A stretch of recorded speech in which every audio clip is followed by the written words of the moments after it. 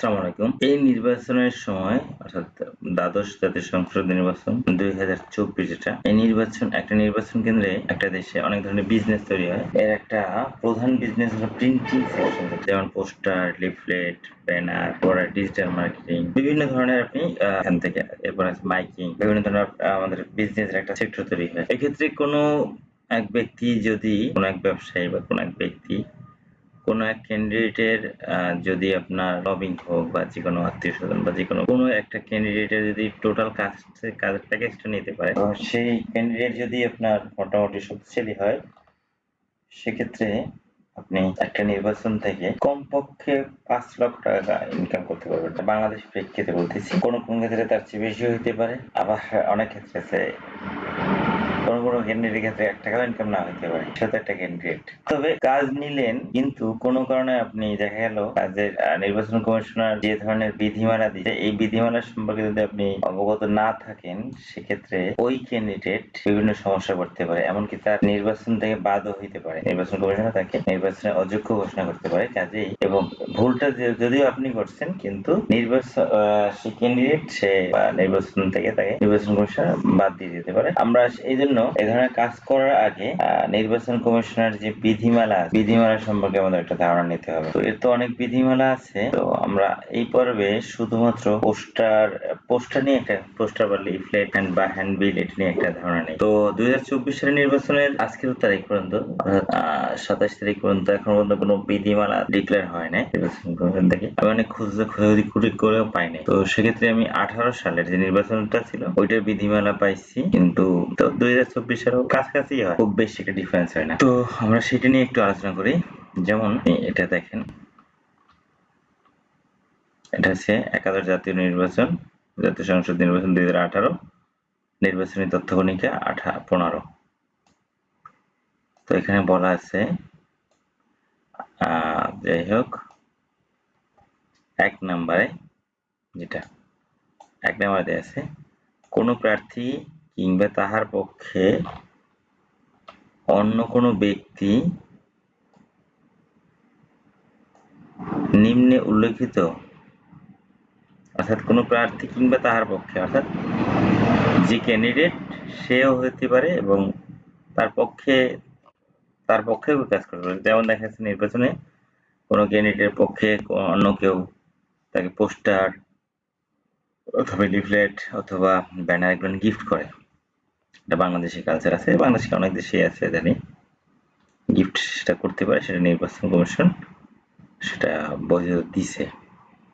তো কোন প্রার্থী কিংবা তাহার পক্ষে অন্য কোনো ব্যক্তি নিম্নে উল্লেখিত স্থান বা যানবাহনে কোন প্রকার পোস্টার, লিফলেট বা হ্যান্ডবিল লাগাইতে পারিবেন না। তারা কিছু বিধিমালা দিচ্ছে যে এই স্থানে লিফলেট বা পোস্টার বা হ্যান্ডবিল লাগাইতে পারবে না। যেমন সিটি কর্পোরেশন এবং পৌর এলাকায় অবস্থিত দালান, দেওয়াল, গাছ, বেড়া, বিদ্যুৎ ও টেলিফোনের খুঁটি বা অন্য কোনো দণ্ডায়মান বস্তুতে এগুলো নিয়ে পোস্টার লাগানো যাবে না। সমগ্র দেশে অবস্থিত সরকারি বা স্থানীয় কর্তৃপক্ষের স্থাপনাসমূহ এবং বাস, ট্রাক, ট্রেন, স্টিমার, লঞ্চ, রিক্সা কিংবা অন্য কোনো যানবাহনে। তবে শর্ত থাকে যে দেশের যেকোনো স্থানে পোস্টার, লিফলেট বা হ্যান্ডবিল ঝুলাইতে বা টাঙ্গাইতে পারিবে। অর্থাৎ এখানে বিধিমালাটা আমি খুব একটা ক্লিয়ার না। এটা খুব সম্ভবত বলা হয় যে সিটি কর্পোরেশন বা পৌর এলাকা বাদে আর কি। সিটি কর্পোরেশন বা পৌর এলাকা বাদে দেশের যেকোনো স্থানে পোস্টার, লিফলেট বা অথবা এটা হয়তো যে এখানে যে বিধিমালাগুলো দিচ্ছে এর বাইরে যে কোনো জায়গায় লাগানো যাবে। এটাই খুব সম্ভবত। এরপর আসি আমরা, কোনো প্রতিদ্বন্দ্বী প্রার্থীর পোস্টার, লিফলেট, হ্যান্ডবিল ইত্যাদির উপর অন্য কোনো প্রতিদ্বন্দ্বী প্রার্থীর পোস্টার, লিফলেট, হ্যান্ডবিল ইত্যাদি লাগানো যাইবে না এবং উক্ত পোস্টার, লিফলেট ও হ্যান্ডবিল ইত্যাদির কোনো প্রকার ক্ষতিসাধন তথা বিকৃতি বা বিনষ্ট করা যাইবে না। হ্যাঁ, এটা খুব সহজ একটা কথা যে অন্য কোনো প্রার্থীর ক্যান্ডিডেটের পোস্টার, লিফলেট, হ্যান্ডবিল নষ্ট করা যাবে না বা এর উপরে লাগানোও যাবে না। কোনো প্রতিদ্বন্দ্বী প্রার্থীর নির্বাচনী প্রচারণায় ব্যবহৃত পোস্টার সাদা কালো রঙের হইতে হইবে এবং আয়তন অনধিক মানে 60 সেন্টিমিটার নিচে, 60 বাই 45 সেন্টিমিটারে মানে নিচে হইতে হবে, মানে সমান অথবা এর নিচে। তো এটা বাংলায় আমরা বলি যে 18 ইঞ্চি বা 23 ইঞ্চি। এবং ব্যানার সাদা কালো রঙের ও আয়তন অনধিক 3 মিটার বাই 1 মিটার হইতে হইবে। তো 1 মিটার হচ্ছে একদিকে 3 মিটার, একদিকে 1 মিটার। তো বাংলাদেশে আমরা আসলে মিটারের মেজারমেন্টটা তো খুব একটা করি না, আমরা বেশিরভাগ করে দিয়ে ফিট, অর্থাৎ 3 ফিট হয় 36 ইঞ্চি আর 1 মিটার হয় 39 ইঞ্চি। তো আমরা 3 ফিট ধরে নিই আর কি। আবার ওদিকে কি 3 মিটার, তো 3 মিটার ওদিকে, অর্থাৎ 3 মিটার মানে 9 ফিট। তো 10 ফিটও করা যেতে পারে। আবার ওখানে তো 3 ইঞ্চি করে আছে, 10 ফিট বাই 3 ফিট, সোজা কথা এটা। এবং পোস্টারে বা ব্যানারে প্রার্থী পোস্টারে তাহার প্রতীক ও নিজের ছবি ব্যতীত অন্য কোনো ব্যক্তির ছবি বা প্রতীক ছাপাইতে পারিবেন না। অর্থাৎ পোস্টারে শুধুমাত্র ক্যান্ডিডেট এবং তার প্রাপ্য যে প্রতীক, যে সেক্ষেত্রে কোনো প্রতীক হইতে পারে, যে প্রতীক নির্বাচন কমিশন থেকে দেওয়া হয়, সেটা ছাড়া অন্য কোনো ছবি দিতে পারিবে না। উপবিধি 3-এ যাহা কিছুই থাকুক না কেন, অর্থাৎ এইমাত্র যেটা বলা হয়েছে 3-এ যে ছবি লাগানো যাবে না, সাইজ, এইটা আর কি, এটা যাই বলা থাকুক না কেন, প্রতিদ্বন্দ্বী প্রার্থী কোনো নিবন্ধিত রাজনৈতিক দলের মনোনীত হইলে সেক্ষেত্রে তিনি কেবল তাহার বর্তমান দলীয় প্রধানের ছবি পোস্টারে ছাপাইতে পারিবে। অর্থাৎ একটু নরমাল করছে, অর্থাৎ যদি এই ক্যান্ডিডেট কোন নিবন্ধিত দলের, অর্থাৎ বাংলাদেশে নিবন্ধিত যতগুলো দল আছে, এই দলের মাধ্যমে সে মনোনয়ন নেন, সেক্ষেত্রে দলীয় প্রধানের ছবি লাগাইতে পারবে। এক্ষেত্রে বাংলাদেশের প্রেক্ষিতে দেখা যায় একটা দলে দলীয় প্রধান থাকে একজন, অর্থাৎ একজন প্রতিষ্ঠাতা থাকতে পারে, অর্থাৎ সে পাস হয়ে গেছে, এখন সে দলীয় চেয়ারম্যান হইতে পারে, বা আরো তার নিচে আরেকজন হইতে পারে, এরকম লাগানো যায়, একটু নমনীয় আছে এক্ষেত্রে আমার যেটা ধারণা। এরপর আরেকটা কথা আছে, উপবিধি 3 ও 4-এ, অর্থাৎ এর আগে যে 3 নাম্বার ছিল তারপরে 4 নাম্বারটা আছে, এই উল্লেখিত ছবি সাধারণ ছবি হইতে হইবে। এই ছবিটা সাধারণ। এখানে আরো ব্যাখ্যা দেওয়া আছে, কোন অনুষ্ঠান, মিছিলে নেতৃত্ব দান, প্রার্থনারত অবস্থায় ইত্যাদি ভঙ্গিমায় ছবি কোনো অবস্থাতেই ছাপানো যাইবে না। অর্থাৎ এক কথায় বলতে পারি, আমরা পাসপোর্ট করার জন্য যে ধরনের ছবি তুলি, এই ধরনের ছবি শুধু দেয়া যাবে, এছাড়া কোনো মানে ইনফর্মাল যেটা বলা হয় ক্যাজুয়াল, এই ধরনের ছবি ব্যবহার করা যাবে না। নির্বাচনী প্রচারণায় ব্যবহৃত সাধারণ ছবি এর আয়তন 60 সেন্টিমিটার বাই 45 সেন্টিমিটার এর অধিক হইতে পারবে না। অর্থাৎ আমরা যখন পোস্টার ডিজাইনটা করব, সেক্ষেত্রে ছবির সাইজ সর্বোচ্চ 60 সেন্টিমিটার বাই 45 সেন্টিমিটার দিতে পারবো, বা নিচেও চাইলে দিতে পারবো। কোনো প্রতিদ্বন্দ্বী প্রার্থীর নির্বাচনী প্রতীকের সাইজ, দৈর্ঘ্য, প্রস্থ এবং উচ্চতা 3 মিটারের অধিক হইতে পারিবে না। অর্থাৎ কোনো ক্যান্ডিডেটের যে ধরনের পোস্টারই বা যে ধরনের সাইনবোর্ড, ব্যানার বা ফেস্টুন যাই করুক না কেন, কোথাও কি হয়েছে, এর সাইজ, এই ব্যানার বলেন, পোস্টার বলেন, ছবি বলেন, এর সাইজটা কখনো 3 মিটার অর্থাৎ বাংলা কথায় 10 ফিটের বেশি হইতে পারিবে না। কোন প্রতিদ্বন্দ্বী প্রার্থী বা তাহার পক্ষে অন্য কোন ব্যক্তি মুদ্রণকারীর প্রতিষ্ঠানের নাম, ঠিকানা, মুদ্রণের তারিখবিহীন কোন পোস্টার লাগাইতে পারিবে না। অর্থাৎ এই জিনিসটা খুব একটা গুরুত্বপূর্ণ একটা কথা, যে কারণে, যে ভুলের কারণে দেখা যাচ্ছে অনেক সাপ্লায়ার বা অনেক প্রেসের হাজার হাজার পিস পোস্টার ড্যামেজ করতে হয়েছে। সেই পোস্টারটা লাগানো যায় নাই। যে কি হয়েছে, পোস্টারের নিচে বা কোথাও এই যে মুদ্রণকারী প্রতিষ্ঠান বা সাপ্লায়ার বা প্রেস এর নাম, ঠিকানা এবং তারিখ, আরেকটা জিনিস উল্লেখ করতে হয়, ছাপানোর পরিমাণ যেটা, সেটা উল্লেখ করতে হয়। কোনো কারণে এখানে আমি দেখতেছি না, কিন্তু আমার জানা মতে সেটা পরিমাণটা উল্লেখ করতে হবে।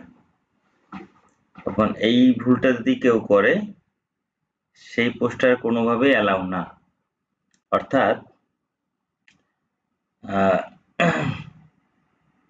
আপনাকে ডিজাইন করার সময় এই জিনিসটা অনেক সময় দেখা যাচ্ছে কারো অজ্ঞতাবশত অথবা ভুলে জিনিসটা দেয় না, তো কি হয়েছে, সে পোস্টারগুলো সব কিন্তু জরিমানা দিতে হবে। অর্থাৎ আপনি এই সিজন 4-5 লাখ টাকা কামাই না করে করার বদলে কি হইতেছে, আপনার এই টাকাটা উল্টো জরিমানা দেওয়া লাগতেছে। এখন এখানে দণ্ডবিধিও দেওয়া আছে। উক্ত আচরণ বিধির 18 বিধি অনুযায়ী এই বিধিমালার বিধান লঙ্ঘন শাস্তিযোগ্য অপরাধ। কোন প্রার্থী বা তাহার পক্ষে অন্য কোন ব্যক্তি নির্বাচন পূর্ব সময়ে এই বিধিমালার কোন বিধান লঙ্ঘন করিলে অনধিক 6 মাসের কারাদণ্ড অথবা অনধিক 50,000 টাকা অর্থদণ্ড অথবা উভয় দণ্ডে দণ্ডিত হইবেন। এখন একটা জিনিস মনে রাখতে হবে, এখানে 2 ধরনের শাস্তি দেওয়া আছে। একটা হচ্ছে তার 6 মাস বা 6 মাসের কম সময় কারাদণ্ড হবে, অথবা কি হবে, 50,000 টাকা জরিমানা, অথবা দুইটাই হতে পারে। তো বাংলাদেশি আইনে কোনো ব্যক্তি যদি আদালত কর্তৃক কারাদণ্ড হয়, তাহলে কিন্তু সে কোনো প্রকার নির্বাচনে অংশগ্রহণ করতে পারে না।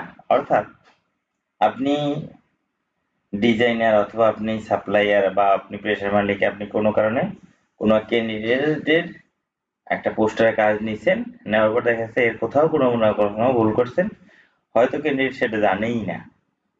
অর্থাৎ আপনি এরপরে কি হলো, সেই পোস্টার লাগানো হয়ে গেল, নির্বাচন কমিশনে সেটি ইনফর্ম করা হইল, সো আপনার কারণে কিন্তু সেই ক্যান্ডিডেট নির্বাচন বাতিল হইতে পারে।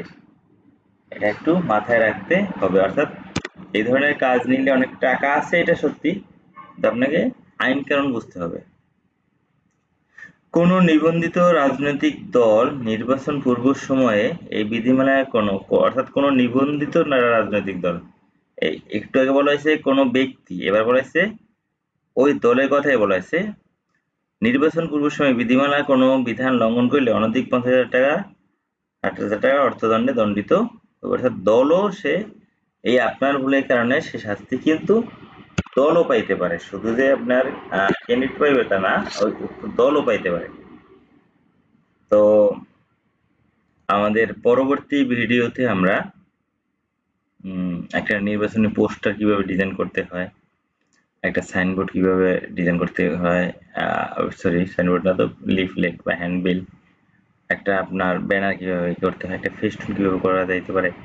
এরপর আরেকটা জিনিস আছে, সেটা হলো আপনার একটা চিঠি দেয় অনেক সময়, একটা ক্যান্ডিডেট তার স্বাক্ষরিত একটা চিঠি প্রত্যেক বাড়িতে বাড়িতে পৌঁছায়, সেই চিঠিটা হইতে পারে, সেই চিঠিটা কিভাবে ফরম্যাট করা যেতে পারে। এবং একটা লোক যদি কোনো ক্যান্ডিডেট সমস্ত কাজ সে পাইতে পারে, একটা মানে একটা নির্বাচনী এলাকার যদি সেটা মানে প্রতিদ্বন্দ্বিতাপূর্ণ কোনো ক্যান্ডিডেট, অনেক ক্যান্ডিডেট আছে যারা ওয়ান ম্যান আর্মি, অর্থাৎ তিনি ক্যান্ডিডেট, তিনি আপনার পোস্টার লাগায়, তিনি ভোট চায়, এরকম কিছু ইয়ে আছে, তাদেরকে আমরা চিনিও না অনেক সময়। এটা না হয় আর কি, অর্থাৎ প্রতিদ্বন্দ্বিতাপূর্ণ কোনো ক্যান্ডিডেট হয় এবং সেই কাজটা যদি পুরোটা আপনি কোনোভাবে পাইতে পারেন, সেক্ষেত্রে এক সিজনে 5 লাখ না, আপনি সেটা 10 লাখ বা 15 লাখ টাকাও ইনকাম করতে পারেন। আর বাংলাদেশি আইনে যাই থাকুক, আমরা জানি এটা যে এখানে যদি বলা হয় যে এত সংখ্যক পোস্টার ছাপাইতে পারবে, কিন্তু বাস্তবে কতগুলো পোস্টার ছাপায় সেটা আপনি আমি সবাই জানি আসলে। কারণ আর নির্বাচন কমিশন এটা খুব বেশি একটা হিসাব নিতে পারে না, হয়তো একটা ধারণা করতে পারে, এতটুকু না। কিন্তু এগুলো না আসলে ওই শক্তভাবে প্রমাণ করা সম্ভব হয় না। নির্বাচন কমিশন এই সময়টা ব্যস্ত থাকে অনেক কিছু ব্যাপারে, কাজেই অনেক বেশি আপনার পোস্টার ছাপানো হয়, অনেক বেশি লিফলেট ছাপানো হয়। তবে এই যে কালার অথবা সাইজ, হ্যাঁ, এইগুলো লঙ্ঘন করতে পারে না সে, যত বড় ক্ষমতাশালী হোক বা কি যাই হোক। অর্থাৎ পরিমাণটা বেশি কম হইতে পারে এবং এটা জাস্টিফাই করার খুব একটা সুযোগও থাকে না। করলে করা যায়, এটাও সত্যি, কিন্তু ওটা আসলে হয় না। কিন্তু আপনার যে কালার বা সাইজ এবং অনেক ক্ষেত্রে এইটা আসলে এখানে একটা সংক্ষিপ্ত বিধিমালা, এটা আরো বড় বিধিমালা আছে। আরো বড় বিধিমালা আছে, দেখি দাঁড়ান। যেমন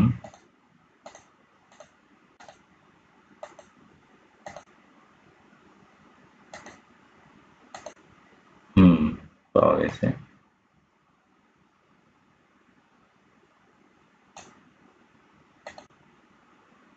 এই যে এখানে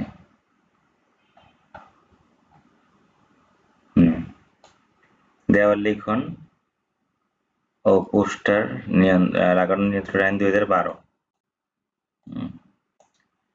এই যে এখানে দেখবেন যে এখানে কত সাইজ হবে, কত পরিমাণ হবে, এখানে আরো বিশদভাবে আলোচনা করা আছে। হ্যাঁ, এছাড়া আমি তো আর লয়ার না, আসলে আমাদের নির্বাচনী কাজ করার জন্য কিছু পরিমাণ আপনার আইন জানতে হয়। না জানলে দেখা গেছে লাভ তো দূরের কথা, আমার কাছে জেলও হইতে পারে। হ্যাঁ, তো এটা শুধু আমার না, আপনি যদি সামনে নির্বাচনকে টার্গেট করে কোনো বিজনেসের ধ্যান ধারণা চিন্তা থাকে, তাহলে এই ধরনের আইন টাইন কোন জায়গায় কি আছে, প্রয়োজনে আপনার আশেপাশে যারা অ্যাডভোকেট আছে তাদের সাথেও কিছুটা পরামর্শ করে নিতে পারেন, যদি কোনো পরামর্শ দরকার হয়। তো আশা করি আপনারা এই নির্বাচনে অনেক ভালো টাকা কামাই করবেন। হ্যাঁ, আর আমাদের জন্য দোয়া করবেন, আমার জন্য দোয়া করবেন, দেশের জন্য দোয়া করবেন। আর আপনারা কি ধরনের ভিডিও চান সেটা আপনারা কমেন্টে উল্লেখ করবেন। আর আমরা আমরা প্রতিনিয়ত আসলে বাস্তবমুখী ডিজাইনের কিন্তু টিউটোরিয়াল দেব, সবসময় বাস্তবমুখী ডিজাইনের টিউটোরিয়াল দেব। তো এই জন্য আমাদের পেজটার সাথে আপনারা থাকবেন, পেজটাকে সাবস্ক্রাইব করে রাখবেন বা বেল বাটন আইকন নক করে রাখবেন। তাহলে সেক্ষেত্রে দেখবেন যে আমাদের টিউটোরিয়াল গুলো যদি একটা লোক ফলো করে রেগুলার, সেক্ষেত্রে কিন্তু সে আশা করা যায় প্রফেশনাল লেভেলে ডিজাইন করতে পারবে। বাকিটা আল্লাহর ইচ্ছা বা আপনার ইচ্ছা এবং আল্লাহর ইচ্ছা। তো ঠিক আছে, দোয়া করবেন আর অবশ্যই আমাদের সাথে থাকবেন ইনশাল্লাহ। আসসালামু আলাইকুম।